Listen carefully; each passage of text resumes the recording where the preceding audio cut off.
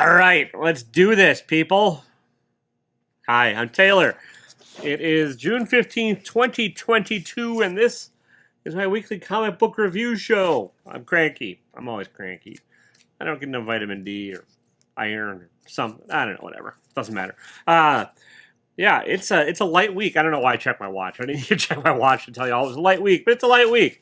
I think I have one book from DC, technically, 0 from Marvel, and a few indies. So I'm okay with that. I'm kind of broke. I could kind of use a new job. So if anybody's hiring somebody that wants to maybe be a copywriter but has never copywritten anything before, hit me up in the comments down below. I'd be happy to learn how to copyright and do SEO. If I were a master at SEO, I probably would have viral videos. I'll work on it. Anyway, yeah, enough of that rambling.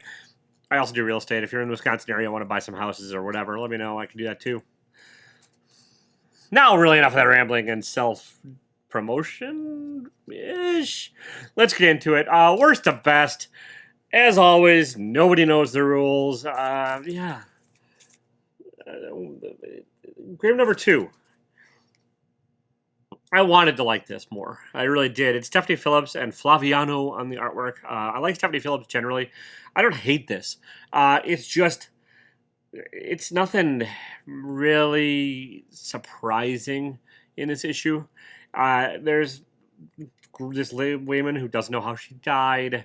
She interacts with the living. She's a Grim Reaper, and they reap souls and blah, blah, blah, blah, blah.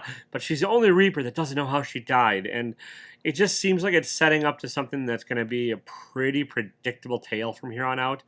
And that's kind of my flaw with it. The art is solid. My watch is now talking to me because shut up, watch. It does it every video, and I'm not editing it out. The art is solid. It's a little cartoony for the subject matter, but there's still some nice bits in there as far as the art goes. It's just, yeah, and there's nothing inherently wrong with this, really. It's just nothing that really, truly grabbed me. And I will probably trade weight this one out, and it's going to be an iffy one as to whether or not I even read it in trade. I'll just wait till the series is over and see what other people whose opinions I respect thought about it. Other people might get more mileage out of this one. It's all right. It's fine. It's not awful. It's just, yeah, it's just not quite enough to keep me going, if that makes sense. Next, we have Seven Sons, Part 1. This is written by people who I can't read. Robert Window and Kevin Mao with art by Jay Lee. This is also predictable in parts. It's an interesting enough setup. There's New Canaan instead of Las Vegas, or New Vegas, and whatever, it doesn't matter. And there's a writer who prophesied the return of a Christ-like figure born in like 7 different people, or 7 different folks, or one of them's going to be the Christ returning, or whatever, yada, yada, yada. And then stuff happens. I don't want to spoil everything for you, but that's kind of the setup. The stuff that happens is once it gets going, that part's a little bit predictable, and then the big kind of reveal at the end, it's like, yeah, saw that one coming a mile away. It kind of telegraphed its punches, and not bad. I love Jay Lee's art. I don't love his page layouts in some of this. He's got some really wonky panel design, and some of it's effective, but some of it I'm like, what in the good goddamn are you doing? Like, it just doesn't feel like I love his art. I love his spreads. I love his figures. I love his weird beatific faces with the long necks. But then he'll do stuff like this weird fragmenty page panel layout where I'm like, why, good sir, why? I mean, it's symbolizing a fragmented mind trying to put itself back together. I get that. But it's not easy to read, and it's not clear, and whatever. Again, not horrible. It's going to get to the trade weight pile because, like I said, I'm kind of broke. And so I'll see how it all progresses. I know it's a limited series. I don't know how many issues there are. It's Image Comics. I'm sure they'll put it in a trade at some point. But yeah, I dig the cover. I dig the art in general. I don't even hate the story. It's kind of a funky idea, playing on the notions of religion and imperialism and religious oligarchy and all that stuff that's going on in the world right now. So, interesting idea, flawed in its execution. That's going to be my theme of the week, I think, probably. Speaking of which, interesting idea, flawed in its execution. We have A Calculated Man #1. This is written by Paul Tobin, art by Alberto Albuquerque. The premise is that there's a mathematical genius who can't forget anything and for some reason can't lie. That part doesn't make a whole lot of sense. I mean, I get the photographic memory, but not being able to lie is part of it. Whatever, it's a gimmick that I guess is needed for this to all to work. But yeah, it's a mathematical genius who is a mathematical genius, and he's a mathematical genius for the mob until he's not. He decides he wants out, and now the mob's out to get him. That's kind of the basic premise of this all. So he's going to use his geniosity, whatever. He's going to use that to try and take out the mob. It's not really a huge spoiler. It's the premise. If you read any descriptions, that's what it's going to be. It is an interesting idea. It has been picked up. I think it's already going to be turned into a series by Hulu. I think Hulu's going to have to do some adjusting on this because it sort of seems like that. You remember the old USA show Monk? It's like, what if Monk were a serial killer? It's kind of sort of what it feels like. I like the idea. I like the basicness of it. It's a little clunky. It's very exposition heavy, and the art by Albuquerque I don't think really fits the tone. It's a little cartoony, and especially in the facial expressions, gets a little bit wonky, like these exaggerated expressions that just don't really fit what's going on. And then the palette, it's like a very bright color palette. Well, not very bright, but whatever. And I'm kind of nitpicking, but it's what I do, people. Like, it's just a very, middle of the road, I guess, color palette. And the art, I don't love. Like, I don't love the facial expressions where it's like exaggerated. Hey, I'm talking now. I don't think that really works very well. And it doesn't work very well here. And you get this big, look at the big brain on Brad. The proportions of, his name's not Brad, but we're here. That finger. There you go. I don't know. It's all right. It's fine. It's already a series. This is probably, as some folks say, a spec that's not a spec. So it'll probably be worth $7 next week instead of the $5 it cost me or whatever. It was kind of a pricey book. It's decent. It's not going to change the world. Speaking of which, and this one also is probably going to get trade weighted for me because I'm a man on a budget, people. Also by Paul Tobin, with art by Andrea Moody, we have The Bunny Mask, The Hollow Inside, number 2. This is one of those books. If you watch every review I've ever done of The Bunny Mask, I'll say about the same thing, and I'm going to say it again this week. I don't know what the hell's going on. Nobody knows what the hell's going on. You get little bits and pieces that are enough to keep you interested, enough to keep you dragging, and enough to keep you going. But I'm jumping off this boat, I think. There was enough in here that kind of annoyed me that I'm like, I'll just trade weight it from here on out. Most of that had to do with the dialogue and the way, like, these archetypical figures spoke. They're very, like, I am the hollow, and I am here to hollow out you and make you hollow. Instead of, I don't know, it's a strange dialogue-y bits that mostly bug me. Andre Moody's art is gorgeous. The cover's gorgeous. The idea, I don't know what the hell the idea is, but, like, it's a weird-ass book that's a slow burn that's, like, requiring you to go along for a long, long ride. And I'm just more in the mood for a short little trip right now, I guess. So, yeah, it's not bad. It's still fine. It's still interesting. It's still intriguing. It's still all of those things.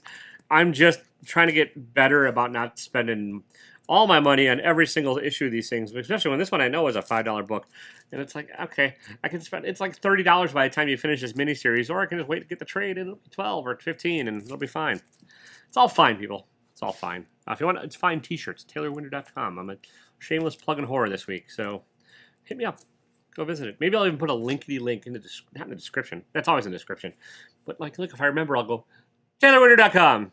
Because I'm shameless. All right, next we have Nightmare Country number 3. It's the Sandman universe. This is James Tynion IV.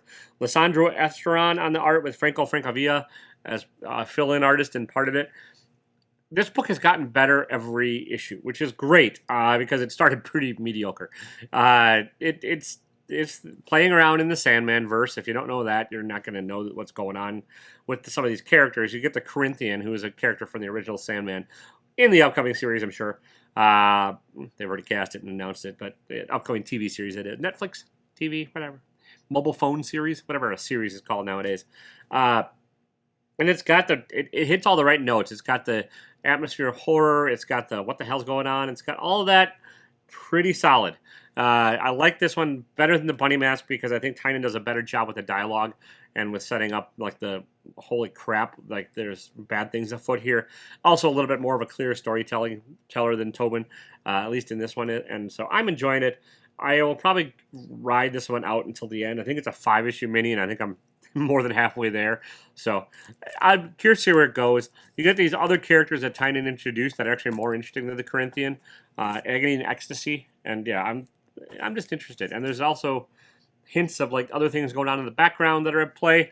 Pretty solid issue.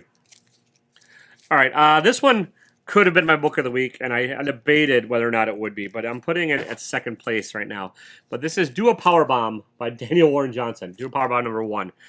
He's doing a lot of the heavy lifting on it. He's doing all the writing and the art with Mike Spicer on the colors. This is pro wrestling, as it were. It's got the fluid, dynamic kind of like inky, which I know every comic book has ink, but it's like it's the best word I can use to describe Daniel's art. He's got this kind of dynamic where everything looks like it's a little bit wet when he's drawn it in a good way, and it's about this lady who's at the top of the world pro wrestling, and then her daughter wants to be a pro wrestler. I don't want to spoil the plot a whole lot. There is some poignancy in here that was unexpected, honestly, from this kind of comic book, and also like just really some great art sequences. And I'm interested to see where this one goes. I'm along for the ride on this one, or the match. I'm along for the match. That doesn't work, but yeah, I'm there for it. And the nice thing is when there's not a ton of action going on, Johnson doesn't feel the need to like get crazy with the panel layouts. It's a pretty clear, concise story as far as that goes, with a good balance of dialogue and a good balance of action. When there is action, let me see if I can figure out a good page to show you. Like even like it's not all splash pagey action, but like it's a pretty clear and easy to follow wrestling match. And then yeah, when there's not, it's an economy of page counts and stuff, so you're not going to get a whole lot of like double page spreads in here, which I was actually expecting more of. But what you do get is a pretty solid story, and you do get a double page spread in there. But not as many as I was expecting. So yeah, I dug this one. It's not going to probably be for everybody, but if you enjoyed Murder Falcon or if you enjoyed his Beta Ray Bill, you're going to like this one. This is Daniel Warren Johnson, pretty solid. Do a Powerbomb number 1. And last, and my favorite book of the week, by a hair. With a few reservations, because it's a pricey son of a bitch. We get Jeff Lemire, Andre Sorrentino, with color by Dave Stewart on the Bone Orchard Mythos, The Passageway. Okay, does not roll off the tongue. Andreas and Jeff and Andrea are putting together this like horror universe, and this is the first entry into it. They get started on Substack. I don't subscribe to their Substack, but I probably should. It's not one of those monthly reoccurring things. Like it took me forever to unsub to Netflix when I realized I'm not watching any fucking Netflix. So why am I still paying for this shit? It's a gorgeous book. If you've ever read any of the other stuff they've done, you'll know like what you're in for with some of that. Like you got Andre Sorrentino playing around with the panels in a way that's effective, and you know what's going on. And it's gorgeous. It's dark. It's deep. It's got a mysterious story that's not 100% clear. That's the one thing I kind of wish there was maybe a hint more clarity in this. But what I do like is like I read it and I'm like, what happened? And then I went back and looked and I'm like, okay, I think I know what's going on. And then I just couldn't stop thinking about it. It kind of like dug its way into my brain, and it was like a mind worm. And not every comic does that. Not every comic is like, oh, okay, you read it, you put it away, you forget what happened in it because it was forgettable. This is not that. It's not forgettable. It's just there's a more atmosphere than plot in some ways, but I think I know what happened. I'm still not 100% sure, and I don't think there's enough clues in here for the audience to be 100% sure. But if you like Lemire's writing and you like Sorrentino's art, like Gideon Falls or the Primordial, you'll probably love this. I recommend it with reservations because again, this is an $18 hardback. You might honestly be better off just reading it on Substack. I'm not sure if it's even collected there, if they're just doing Substack for other stuff and then putting this on here. I don't know, people, because I don't pay for the Substack. But yeah, it edged out to Do a Powerbomb. It's a good book. I'm down for this kind of like weird, creepy, atmospheric horror. I'm not necessarily a huge fan of like over the top gore and the kind of that kind of like just ripping everybody to shreds horror. This is not that. This is just it's got the moodiness that I dig. And yeah, like an indie movie A24 horror film is kind of the best way I can put it. So if you'd like that stuff, also it does have a lot of Lemire's tropes in it. It's got like water as a possible element that's evil and or mysterious. It's got loneliness. It's got father issue or parental issues. And you know, if you start reading more and more Lemire, you're like, okay, it's gonna tick some of those boxes, but it's all mixed up in a unique way that I think is a lot of fun. So, fun's the wrong word. It's a little bit terrifying. But yeah, there you go. And I think the Born Orchard mythos is like the overall imprint. So you could probably just call this the passageway, make it easier on everybody. Dig the cover, dig the hardbound. Wish it wasn't $18, but you get 100 pages out of it, or 90 some pages out of this. So I guess if you can figure it out versus individual issues, it's okay. It's just, you know, give me a wall to break by, guys. Make a trade paperback. Make it $10. So that's all I've got. All right, I'm gonna get out of here. Like I said, short week, short enough video. Let's see here. How can I end this one with a "Don't be a dick"? That's sort of clever. Don't be a dick, even if you're broke and need a new job. Hashtag hire Taylor. See ya.